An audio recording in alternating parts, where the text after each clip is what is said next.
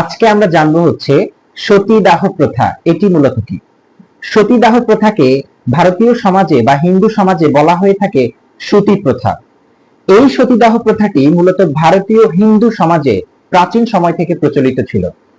বলা হয়ে থাকে খ্রিস্টপূর্বাব্দ প্রায় ৩০০ বছর পূর্বে এই ধরনের একটি প্রচলিত প্রথা প্রাচীন গ্রিক সমাজেও প্রচলিত ছিল।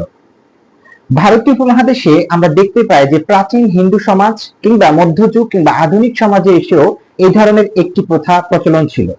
একজন হিন্দু সমাজের স্বামী যখন মারা যেত, স্বামীর সাথে তার সহমরণ সহযাত্রী হিসেবে তার স্ত্রীকেও জীবন্ত মেরে ফেলে সেখানে তার সহমরণ নিশ্চিত করা হতো।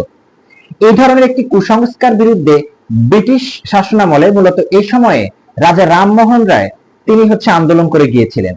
অবশেষে রাজা রামমোহন রায়ের দীর্ঘদিনের আন্দোলন এবং প্রচেষ্টা এবং সংস্কারের ফলে 1829 খ্রিস্টাব্দে ব্রিটিশ সরকারের প্রতিনিধি লর্ড বেন্টিং এটিকে তিনি সংস্কার হিসেবে উপস্থাপন করে নতুন আইন প্রণয়ন করেন। আর এই আইনের প্রেক্ষিতে ভারতীয় উপমহাদেশ থেকে মূলত এই সহমরণ প্রথা বা সতীদাহ প্রথা, যেটাকে আবার বলা হয় সতী প্রথা, এটির বিলুপ্তিকরণ ঘটে।